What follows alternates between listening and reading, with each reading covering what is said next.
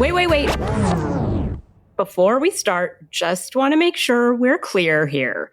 While this podcast talks about sobriety, mental health, and addiction, it is not meant to replace professional medical advice. Welcome to Sisters in Sobriety. I'm Kathleen. And I'm Sonia. And we're ex-sisters-in-law, brought together in marriage and bonded through our sobriety journey. Join us as we talk sobriety, addiction, and everything in between.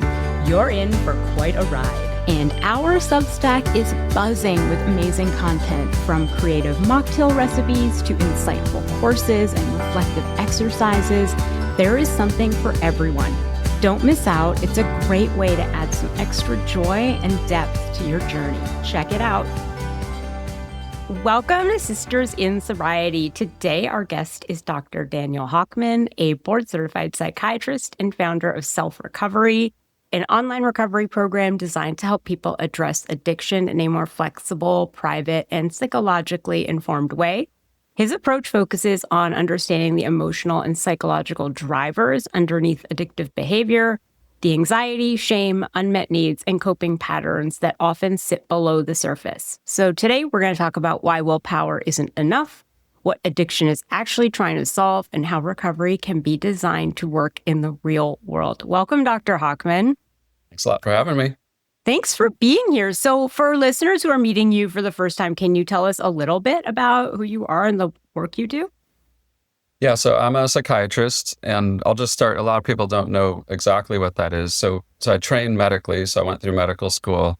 And then instead of choosing a certain specialty like family medicine or surgery, psychiatry is one of those. So I have a medical background, but in psychiatry, we study and learn psychology as well. So in my private practice, I'm combining those. I never see people for med management only. We're always looking at underlying issues. I got exposed early on to treating addiction. I did some moonlighting as a resident and just loved the field and the problem and challenge of addiction. I've got a private practice and the online recovery program, and I'm entirely geared towards looking at underlying issues. Yeah, and was there a moment in your career that you realized that traditional recovery systems weren't working for a lot of people?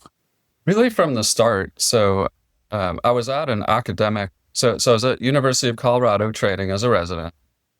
There was both the chance to rotate through a pretty prestigious facility there called CEDAR. And so you could rotate there as a resident and get experience. And so I did that. There was an extra opportunity to work there as well during residency. And so I would do that. I would cover overnight shifts. And I got exposed to the facility thinking that it's a top sort of academic institution. Surely they'll be using science-based, evidence-based approaches. And you get in there and you realize, well, they have some of that. And I like the facility, so I don't mean to say it's bad. But they were very, very 12-step based. And so not just from reviewing literature on that, but just being able to assess, interview, and treat the patients there, you could already see early on in my training that there were major, major gaps in people's treatment and biases as well that still very much live on, from decades ago. So it was really my first professional exposure to it. It was already evident. And then that only grew, my awareness of the gaps and failures of the industry were only more clear as I got further into the field. What are some of those gaps in, for example, programs like AA? Well, a lot. And so if I talk about AA 12-step, it's also just the industry that sort of spawned out of that. So, you'll get someone, went through AA, and then they'll start a rehab detox center, inpatient, outpatient kinds of, programs. So like IOP, PHP. And then the people who go through those start other ones. So, so there's sort of two things happening. There's like the 12-step AA ideologies and steps, but there's also just then the people, right, that adopt those and then start centers. And so there's a lot of the failures are because people who start these facilities are not professionally trained. They're a business owner.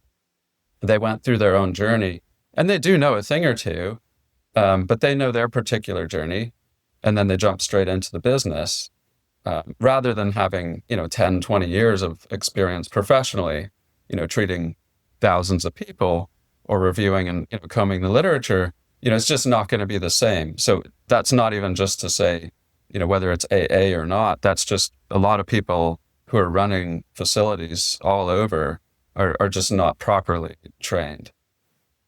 And so do you separate the idea from like a 12-step based facility from people who are doing, for example, like outpatient, just going to meetings and working the program with a sponsor? Or are you looking at this as a whole of the 12 steps? Yeah, it's both.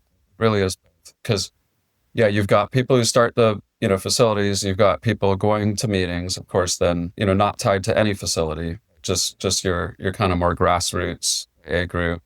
But then, yeah, you've got other ancillary things going on all the time, whether that's books, influencers, and interventionists, and sober coaches. So that's what I mean. You've got the ideology, but you've also just got the entire industry is filled with. I mentioned to you right before we started recording that I am working through the steps, sort of as an experiment, sort of because like I've just heard it's the one thing that works. And even though I've been sober for a while, I'm still really curious, and curious about like what my hang up was about the steps. Yeah. And I realized my hang-ups is that I feel like the way that mental health is addressed is pretty antiquated, which makes sense because it was written a really, really long time ago. So are there things that you think the literature gets right? And are there things that you think the literature gets wrong about the kind of root cause of addiction? Yeah, well, may I ask, what have you noticed so far? Like So, with, step one or two, like what have you noticed trips you up? yeah, so I think it was step 2. And what trips me up, it's the idea that, so obviously the idea of a moral failing, the idea that it's just this vague, obscure thing that we're afflicted with, which is sort of not part of my journey, right? A part of my journey is figuring out what trauma sort of happened early that caused me this inability to cope with things. And so I turned to alcohol.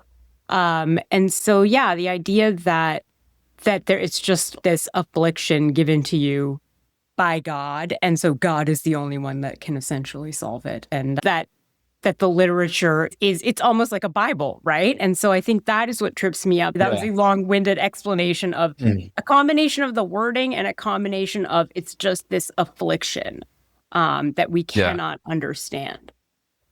Yeah. Yeah. So, there's a lot just in that, right? And that's only just a sliver of what you've noticed on just a couple steps. I'm totally fine getting past, old verbiage. That I can be, generous to. I can also be generous to how they describe things if the people leading groups or sponsors are adaptive and can sort of interpret correctly. So you asked earlier, are there particular things or steps? I wouldn't say there's like, one terrible thing. It's that kind of all throughout, you really have to be so careful about how you're understanding and internalizing the steps. So the idea at the start of being powerless over it, if you understand it to mean that at times, we don't have as much control of ourselves as other times, well, of course that's true, right? And so, of course, I have no problem with someone stating that they have different degrees of control over anything, and sometimes they feel like they have much less with, say, drinking. But you have to be careful about how you think of that. So I'll give you examples of what I mean. If you're narrating in your head that I'm powerless over this, that's just completely false. I mean, just technically speaking, first, if that person's sitting there in a meeting or at the office with me and they're not drinking, well, they have some power. That they're in some setting where they're not going to drink, and they'll say, "Oh, well, yeah, of course I'm not going to drink here, but okay, then what about here and there? And there's other places they may not drink, right? Or they have places that they do get sloppy with and drink, not all the time, right? Maybe it's a few bad weeks and then a better week, or so on. And so you can help people realize you actually have some degree of control. And so to just state outright that I don't have control and I'm resigning to an external, we call locus of control, that's just inaccurate. But it's not that I'm picking on it for being slightly inaccurate. It's because it completely ruins the way we think of ourself. We call object relations theory. So like that there's an outer world that's acting upon me and I don't have it in me. I don't have the agency to control myself. And so there's semantic tricks that go on that people don't even realize is happening. So if in 12 steps you're learning, well, but it means you basically are losing control and you should resign that to the outside. People start these steps and they're like, oh, well, yeah, that makes sense. I've lost control. Look at all these stupid things I've done for a long time. Clearly, I can't trust myself and I do lose control. And so because it's nearly true, people accept it. And I'm okay with that in itself. But what happens is from the outset, you learn that you don't have agency. And now I have to listen to the outer world. And that might sound like it makes sense, right? Because of course you need help. You need to go elsewhere. But my point too would be, this is the case with every single thing in our lives. Whether you're trying to eat healthier, get up on time to the gym, just be nice more often, follow up on emails more. There are always going to be times when we're exercising more or less control. And there's always going to be, in any activity we do that takes any effort, there's going to be times when we feel like we don't have full control over it. And it can be much more matter of fact and psychologically healthy to think of that as there are times I have less control, and so I need to figure out what to do. And I don't even want to start to get into that. I mean, there's endless things we can do. One of which is seek guidance and help. But that's still part of our agency to show up and ask, but we also have to still be the quarterback of ourselves, right? We still are the agent who's deciding what treatment to get, whether we agree with it or not, how much to adopt that versus also take other parts of it, and so on. And so we are still in the end our own agent. So to resign that is very psychologically damaging going forward when, if we get any better, we're thinking of it as an intervention from the outside, not as a function of us being our best agent, trying to discover and experiment and challenge ourselves to improve. And I could go on and on. There's then problems with, steps 2, 3, 4. I mean, it goes on and on about, it's like nearly correct, but that little part that it's off makes it so hard to take ownership and improve ourselves going forward. And so people can stay reliant on the groups or the steps or a sponsor. And going forward, there are a lot of problems with it. That's probably the best way I've heard it put. And is that they get it almost right, which I think they address by saying, take what works and discard the rest. But if we say that sort of like resigning agency is one of the major issues, are there things that AA gets right? I would say most of it. It's even in that, it's mostly right before we even go to other steps, right? I mean, it's mostly right that we lose control of ourselves. There are parts of that make sense. I'm okay also even with, the spirituality of it, right? To turn to something higher or greater. But rather than necessarily thinking that as a higher power, one of the safer ways to think about a lot of religious things, not just with 12 steps, is that, we are appealing to our best self, the ideal version of ourselves. So to appeal to a higher power can also just be to appear to some meta form, this ideal form of who we know we could be. And that's a spiritual idea, you can use outside of 12 step.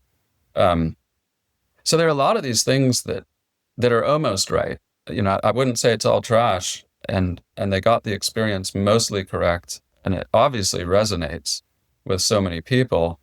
But yeah, and like you say, the big book will say, take parts of this and you can discard some. The big book also allows for people to be on medication, but the part of the problem is that it's not an organization, that has a real sort of infrastructure to it, right? Where the book can be reformed, right? So like in religion, we can reform religions and adapt and form different sects that are updated with the time. So that's called a reformation, right? And so religions, have gone through that, in large part. But this, it's a recent big book, right? And so it hasn't gone through Reformation, and there are no deacons and popes and things, so you don't see an evolution to update, with modern neuroscience or understandings of addiction being a learned behavior, not a disease, or just an issue of willpower that you're sort of born that way, or it being a moral issue. Like the science has been in for a couple decades now, that it's not a moral issue and that you're not born an addict. And yet, these things are propagated through there, but there's no reformation. So, I really don't fault people who put it together or try to follow it. It's a very, it's not an updated, and there are a lot of enough small inaccuracies that it gets in the way unnecessarily for people to recover. It seems like what we're talking about is that they don't really address the underlying drivers behind addiction. And so in your experience, what are the most common emotional drivers behind addiction? Yeah, well, I'll start by giving it credit. They try to describe it as a spiritual or moral issue. And again, that it's almost right. And for some people that may resonate entirely, because I've done all these screwball things, and so like I'm a bad, wrong person. So I'm on a bad spiritual path and I need to rectify that. And so that is, I would count like mostly true. But imagine how wrong your path and effort can be if you think the way through that is simply to just squeeze harder and be more spiritual and moral. That's not a place to put our energy. That's like telling someone, just do better or just try harder. In psychiatry, like I would never be found telling a patient, not because it sounds rude, but because it's not in action. You can't, there's nowhere to place that effort to just try harder. Instead, that needs to be broken down into, actual ideas. So if you're trying to fall asleep and then, doctor tells you just try harder to fall asleep. It sounds mostly true. It's just that there's nothing there in it for that patient to just try harder to fall asleep, right? Sleeping is not amenable to just trying harder. In fact, it's paradoxical, right? And so to try harder at sleep is not a thing, is a thing to say, wind down earlier and place cool and dark. And, so you can apply some energy and effort to those sort of behavioral things. Mm-hmm. There's, of course, then underlying issues to look at with sleep. And so to switch to that, you say, well, so what are some of those underlying things? Yeah, instead of leaving it, when you leave a problem vague, then the answer is vague, and it will be always very frustrating because a vague answer will never take you there. And you're just going to drive yourself crazy and blame yourself. And that's also what happens with the 12 steps. So instead of just saying, I need to be more spiritual or moral, you need to break that down. So what does a person mean when they say, I need to be more moral? Well, now I need to look at internal conflicts. Okay, now we're in the world of psychology. So why am I doing something that's bad for me, bad for everyone around me, bad for my body? we need to also look at the other internal conflicts. So why do I do that, and why don't I do that? And where is the point of conflict? And so I'll start by just saying, generally speaking, there's always some underlying distress in someone with an addiction. So even with, occasional binging as well, I would say the same thing. So that can be a diagnosable mental illness. So depression, anxiety, trauma stuff with like PTSD. But a lot of people miss it can be subtle things like having a childhood that had a lot of pressures. It could be a lot of boredom. It could be emptiness. It can be life choices we're not happy with. So a lot of people are very unhappy and have angst about their career or their spouse. They're just unhappy. They're unsatisfied. So it can be any of those things. When I say underlying distress, it could be really deep and from childhood, or it can be more kind of temporary. But whatever that is, there's a distress that person is seeking to escape, right? So there's an intolerable emotion, I call it.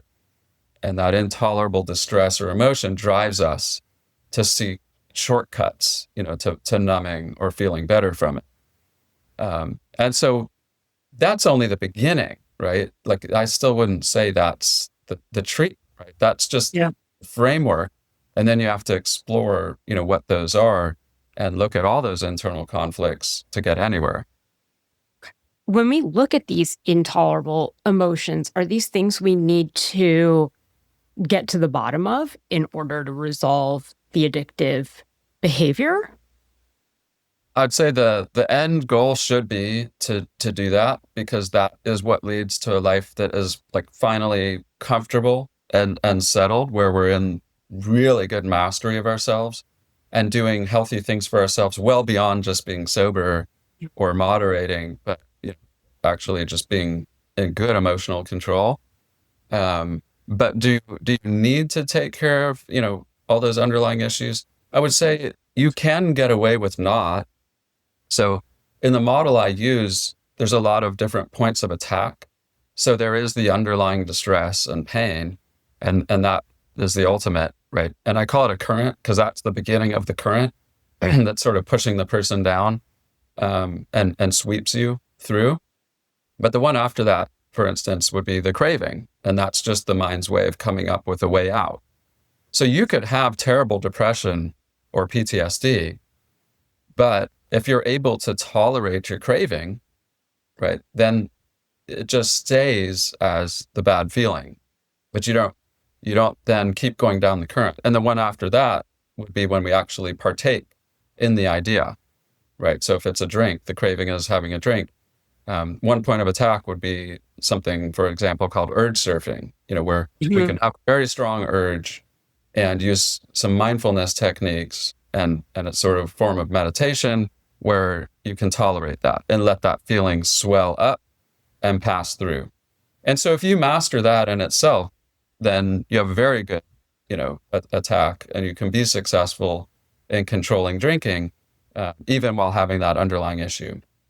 And then we can also have the next point of attack, carrying out the addiction. You can have all kinds of measures in place to make sure to have curbs and rails, so there's different accountabilities, different behavioral techniques to try and do that. There are grounding techniques to very quickly diminish those episodes. So, and then we can also look at, I call the end of the current as a false pleasure.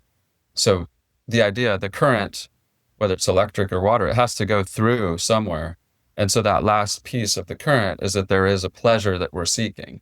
Otherwise, we're not going through the current at all, right? So we can also attack that. So the idea of false pleasure can be attacked philosophically, where we examine and appreciate emotionally that that's not even really a pleasure.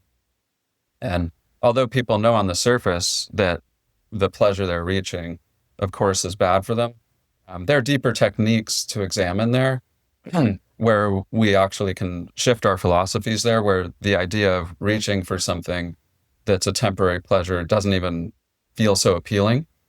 And so those are examples of, you can actually do all these other techniques. And if you leave that underlying trauma, for example, unaddressed, you can still be really doing well as far as the addiction goes, but you may not be sleeping well. You may still have a bit higher blood pressure. You may still have an underlying level of irritability or agitation or get triggered in certain situations. And so you still would probably want to take care of that if you just want to have a very comfortable, satisfying life that you probably imagine. So, in the end, do that work, but you don't need to if you're just looking for certain end measures like sobriety. I would say too, the first several years that I got sober, I didn't do that work. I really just worked on the behavioral modifications. And then I sort of looked at that work as emotional sobriety. And so let's say that getting through the cravings and the urge surfing, I think are really important at the beginning, especially of sobriety. If we look at that as sort of behavioral modification, would you undertake that deeper work with a therapist, with a psychiatrist, with a psychologist? Like, how do people start even the idea of undertaking that work? Yeah. Well, one point we're kind of making is, you don't need to start with that underlying pain.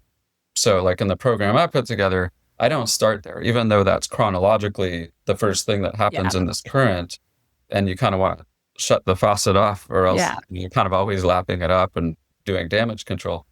You actually don't want to start there, because you need to first have a fighting chance where you've got your footing under you. You have ways you can emotionally regulate. You have different techniques and measures in place. So you've got your footing, you kind of have a plan, and you're slowing that current down. And then you can take on, the big bad beast. And so we can't take that on when we don't feel that preparedness for it. Just like any challenge or story or video game, you go take the big bad beast on, once you've sort of equipped yourself and you're more familiar, you're prepared, and go into that more confidently. So I don't start my patients going straight into the trauma. That comes a little later. So yeah, how do you do that work? Well, it's a complicated question, because yes, theoretically, if a self-help book or most therapists did that really well, then those are just very good, obvious options. Why not just start with the self-help book, and then, maybe even 5 or 10 of them will close the gaps and do the trick. The data says that that's probably not going to do the trick.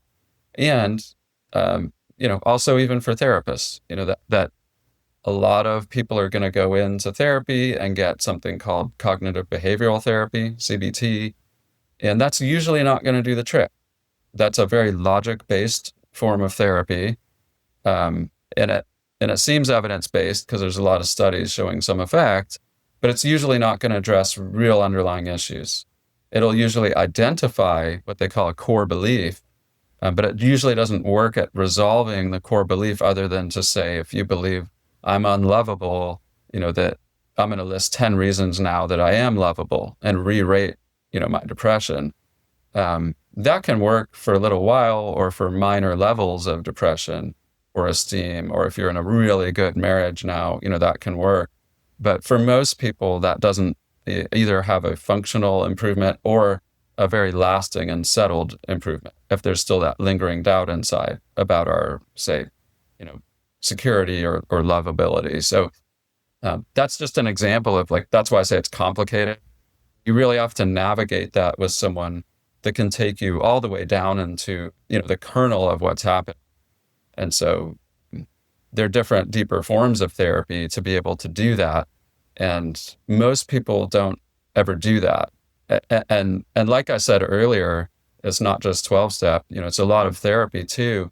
If the answer is vague, it's going to leave the patient working on it vaguely, and then very frustrated, why they can't get out of their depression, because, I'm just supposed to keep reminding myself of why I'm actually lovable. And then when it doesn't work very well, there must be something wrong with me. I must be that depressed or that broken. And so then they don't improve. And so when you talk about your program, can you walk us through the steps of your program? Yeah, so the model I laid out for you are the modules for self-recovery. So they don't go through in this order, which is not necessarily important for the sake of explaining, but there's there's a whole module on underlying pain and distress. And so we look at all of those, the ranging from, if there's deeper trauma, and there's a whole trauma unit in there. But then there's also sections on the boredom. There's sections on dealing with relational conflicts, of course, on like security. A lot of people don't realize they've got angst and irritations about the past and present. And so there's a lot that deals with how to accept things. But there are a lot of nuances there around like accepting it in a truly healthy fashion, not just resigning or giving up. And so people often need guidance on what that means. So there's a whole module on that underlying pain. There's also then a whole module on dealing with the cravings. So urge surfing, like I had mentioned, would be one part of that. But there's a lot of techniques there. And then there's a module on what to do about when you do carry out the addiction and how to ground and regulate, and different measures to put in place. And then the last one on false pleasures. And so there's a lot of Eastern tradition in my treatments. So people are examining their philosophies, how their beliefs arose to begin with, how they're thinking of themselves in relation to the world around them. And so we're cleaning up a lot of philosophies so that they're grounded in reality. And a lot of old Eastern tradition actually gets it pretty right and matches, what we can confirm with modern neuroscience. So that's embedded throughout there. So the modules go through each of those components of what I call the current. And then there's also an additional module that takes you through health, because a lot of people, when they take care of these components, they've designed a life around trying to seek pleasure. And so a lot of people, when they reach sobriety, they're finding pleasure and trying to replace it with other things like the gym, work, or just something new and exciting, right? And it could even be really good hobbies. But still, when the idea is that I'm going to seek pleasure to deal with this underlying distress, that's still, you're kind of on the wheel always. You're never quite settled. You're never quite secure. And so there's a whole health module that goes very deep into like, what are we to do with ourselves? Then what is the point? People are left with this question. If I'm not supposed to, go seek pleasure or feel good every day, like, what am I supposed to do? And so there's a module on that goes very deep into that. And it's spiritual, but not religious in the sense that, it's entirely secular. So we can be very spiritual, without necessarily ascribing to the supernatural. They're amazing kinds of philosophies and ideas to ascribe to, that are just as is. They're around us, and they're just statements of fact. So the program takes people through, from the surface all the way down, to the core of what's happening in a very gentle, guided fashion. So it's done professionally. So, for example, is there an intake process, and are there people that the program is not for? For example, what about people who want to moderate and aren't interested in abstinence? Is that something that your program addresses? Yeah, I'm really not big on that. I don't like for that to interfere anywhere. Some people want complete sobriety. Other people just want to have much better mastery over themselves. And that might mean drinking a little bit regularly. That might mean, drinking on certain occasions. I am all about having a person understand for themselves who they are and what that's done to them and navigate that. So all I'm doing always is just helping someone. I'm teaching them how to learn about themselves with the guidance of, psychology and everything we know about human behavior. But that person gets to decide in the same way. If, we could look at any issue, like you could say, overeating, so people even use it for that. So I should say too, it's not just for drinking, it's for any bad habit where we're doing something that we don't really want to do that much of. So people use it for overeating, even shopping, because there's still a regulatory experience to that, right? To be able to refrain and not partake in everything that the mind comes up with. So yeah, it's a totally appropriate program for whatever degree you're looking for, and also any kind of habit that you turn to that is not good for you. Because the underlying current and process is going to be there still. And yeah, as far as intake or anything, yeah, it's I should say it's on demand, so you can just enter the program and you work through at your own pace, all privately. And so there's no like live assessment. And for that reason, yeah, if you really need yourself diagnosed or you're looking for medications to be prescribed, the program does not do that. The program's entirely psychology based and on demand. So it's for people looking to explore themselves in that way, and address it deeply finally. But yeah, there'd be no prescribing in there. And while there are groups, so there is a live component that's it's free and optional for people in the program. It's not going to be individualized, medical treatment. So also, who it would not be appropriate for would be people feeling like they need a medical detox. So, if you're drinking too much and you need to, get a professional, detox, we don't do that at all. Yeah. And where does medication fit in general with addiction and treatment of addiction? Well, you can probably tell, I think, in the end, it has to be this psychological growth and challenge for ourselves. But having said that, one of the most underused medications in all of medicine, not just psychiatry and not just the addiction field, is Antabuse, which is disulfiram. And so for people listening who don't know what that is, basically you would take it in the morning, and if you don't drink, it's just sitting there and it's not doing anything. But if you do drink that day, it causes a bad reaction pretty immediately. So what it does is it blocks the enzyme that the body would normally use to detoxify alcohol. So when you have even one drink, you build the sort of acetaldehyde up very quickly in your body, and you get flush, you get upset stomach, heart rate goes up, and you might just feel really uncomfortable, sweaty, and so it's an uncomfortable, quick enough reaction. We call it an aversive treatment. So the idea is, well, I can't drink because I took the Antabuse in the morning. And well, for some people, that's like, well, I don't want to take that. That sounds awful. Patients absolutely love it. And so I describe it like, we have a devil and angel on our shoulders, right? And so in the morning, normally we want to do really well. And so this is a way of like self-care, self-love. So imagine, if you had someone else who cared for you so much that, in the morning, they were going to help encourage you and remind you that, here are your values and don't you want to do well today?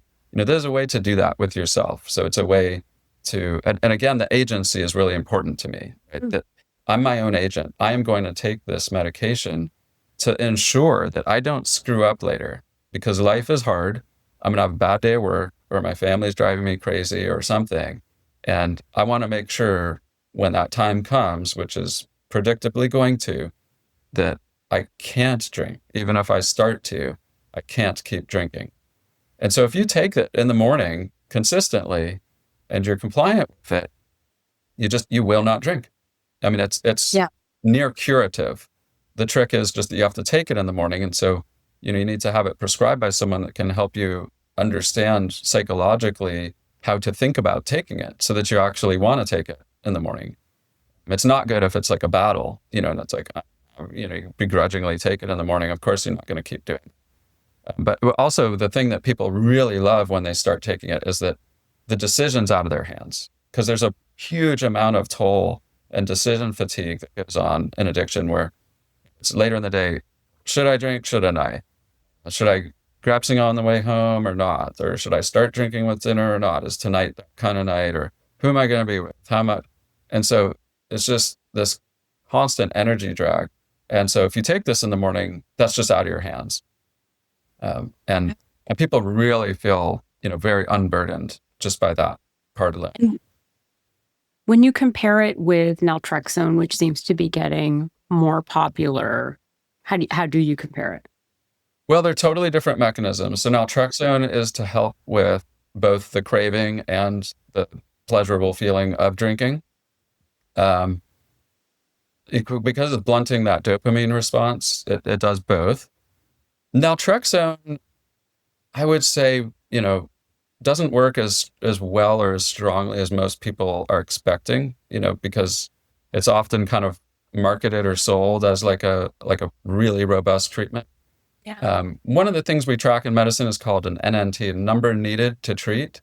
So it's 9 for naltrexone. So you would need to treat, 9, or let's just round it, 1 out of 9, 1 out of 10 patients will improve with it. But the improvement is not necessarily like a full 180. The improvement might be actually quite minimal. So if you're drinking 5 drinks, maybe you drink 3. So for the person who it's benefiting, that's a huge change, and that's really good. And it is a very safe medication. So I would encourage people generally to try that, and see if it helps. But it's not necessarily, this wonder drug. Antabuse, on the other hand, if you take it in the morning, it's 100% effective. You cannot drink on it. So that's why I say it's just so underused. We hear a lot about naltrexone now. And so I was under the impression that it worked for most people, but that's not the case. Unfortunately not. Yeah. Yeah. So if we shift gears a little bit to talking about high achieving environments and people who are high achievers, which I'm sure you have a lot in your programs because they probably are looking for something on demand and private. How does addiction show up in those environments, and does it show up differently? Yeah, there are different pathways for high achievers. One of the pathways to addiction with high achieving is, life was so terrible early on that person learns to achieve in order to escape that, right? So there's a very unhealthy association with, if I get A's, if I'm the captain of a team, and then later on, build a resume or graduate well or make partner or some professional thing, that's like my ticket out of whether it's the trauma or abuse or just something being picked on, not ever kind of fitting in or being on the margins socially. To achieve can mean something very valuable. And so that's one pathway to high achieving. But another more subtle form for high achievers to find addiction is just that even without any kind of terrible childhood or abuse or anything, just these subtle kind of remarks where often it's parents who mean very well and they're just trying to encourage and always foster the child to do really well. And so it starts out usually academically, but it can also be extracurriculars where, they were learning that I'm valued for achievements, which are external to me as a person. If I can reach these milestones and accolades, that's what the world wants, and that gets noticed, that gets rewarded. And it's pernicious, right? That keeps going because the whole world wants that person to do more and more. The teacher loves it. Your friends may like that, you're achieving or, strong in certain areas. And then, of course, that gets rewarded professionally, when you're older, either financially or with status, or you get things, or you get, just more in life, right? By achieving more. And so often that ends up being very empty and falls flat because all the while you have a very undeveloped sense of self where, who I am is in an identity of things that I can do, but not necessarily in who I am in terms of my personality, my sociability, my character. And so even if you have cool things about you in your character, you haven't necessarily tied or paired or associated that to your worth. And so it's very hard to undo achievement in that kind of form too. So I just named that path because it's not like high achievers were bullied as a kid, nor is it always type A kinds of parents. So what happens, this happened to me, when someone's identity is built entirely around performance or achievement? How do you start to undo that? And how do you work with patients like that to help them rebuild their identity? Yeah, well, and that's why it's so cool that you're doing what you do, right? Because we're spreading that. The first thing is to start to recognize, oh, that's a thing that it there is this thing where, oh man, I've been tying my sort of external achievements and identity to my worth. Usually at first people wrestle with that because it's like, well, but then what else would I do? Like, what, aren't those really good ideas? And so you have to challenge some of those philosophies. And, one of the ways to start to think about that and challenge yourself is just, by the results, right? If I have to drink to be able to like calm down in the evening or turn off that active part of me, or if I'm feeling unsettled or if my blood pressure is high, like the results are in, it tells me like this is not working. Often there's other qualities that don't go well as well. So, if you've got kids, you might be a little too on their case. You might be too focused on that for other people. You might be trying to make friends who are high achievers and realize, they're not the comfortable kinds of friends you would want, and so on. So there's these other tells, so to speak. And so that's a good one, is just to notice, okay, well, even if I do believe that this is good for me, if it's not good for me because of these other signals, then I must be willing to challenge myself. And so you can take that farther and farther, as far as that sort of, I'd call like first filter of just challenging the idea of achievement. But I think also what you're asking is then, well, what do I do about the more underlying issue there? And it is to grow a sense of self.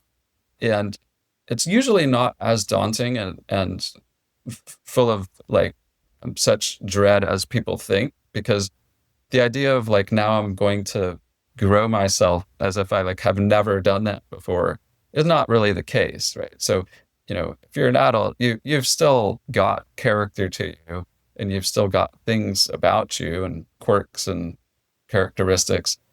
And so it's not necessarily like you have to start from scratch, but it is about starting to sense and identify with those parts of you and sort of grant them some validity that like that is a real thing, right? That's just as real or more real as your degree or your, profession. And so that's where it can start. But yes, it does have some wounds in there too, because although they're, professional might still have a certain kind of sense of humor and they know they like chocolate a lot, that there is still this idea where, because you've always tried to do these external things, life has been oriented around achieving in ways that are very popular and well received, right? And that sounds fine, but what is it in place of is the damage.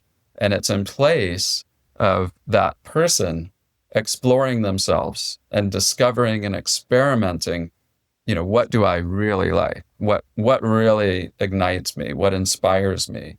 What compels me? And so that's usually an undeveloped thing in a high achiever with addiction. So the idea would be to begin to sense those things and then not invalidate them, because they don't meet a sort of high achieving sort of milestone. So if you just kind of want to relax on your deck, that might be something you enjoy, but it's sort of invalid, right? Because it's not an efficient or like productive thing, seemingly.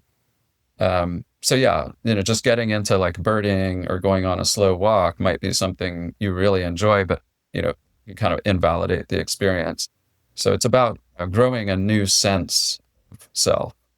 So it's not necessarily totally reimagining your whole life, but growing senses and paying attention to them and exploring what that feels like.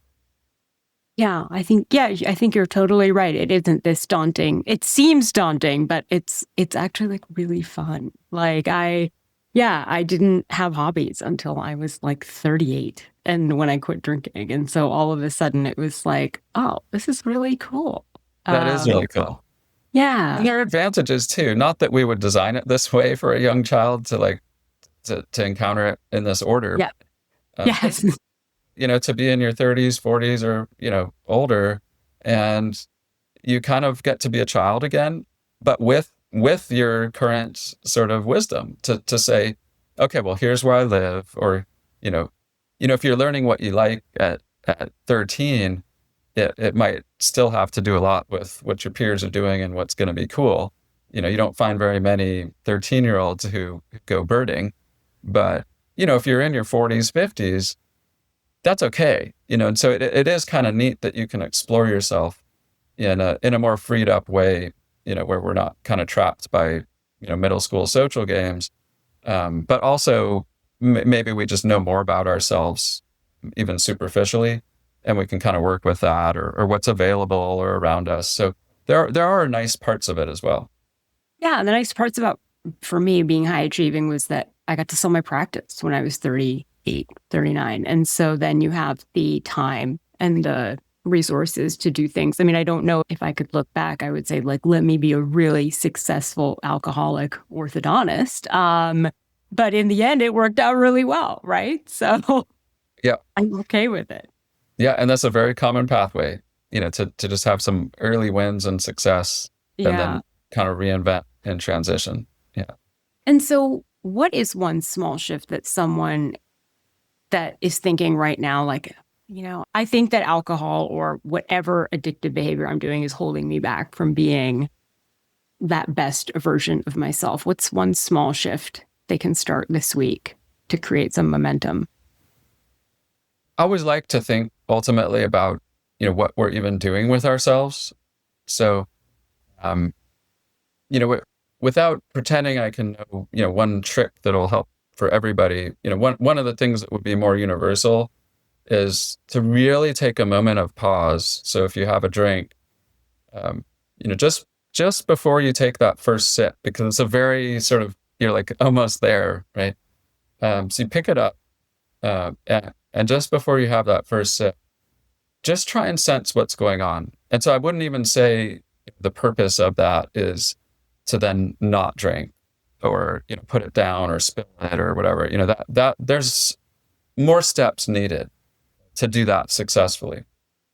But this first one is just, you're going to grab that first drink. So when you're pouring or when you're about to pick it up and drink it, just try and sense what is going on with you, what's stirring around. What is the feeling? Is it boredom? Is it anger? Is it irritations? Are there inner conflicts? Is it your past coming up? What is the feeling you're drinking away? And if you can sense that feeling, then that opens up the chance to do then any of the stuff we're talking about. But if you just see it as this compulsion, or I have a disease, or it's my genes, or it's born this way, or it's a moral issue, you are not giving yourself the opportunity to do it, to fix it in a truly productive manner, because again, it's too vague. But being able to stop and just see, well, what the hell am I even feeling? What am I trying to do right now? Don't even try and stop it. Just start to learn what that is. And that opens up the possibilities to get more and more particular, because that's how you can actually productively deal with it, when you get more particular. So I'd say grow a sense of that very particular moment. I think that's a great place for us to end.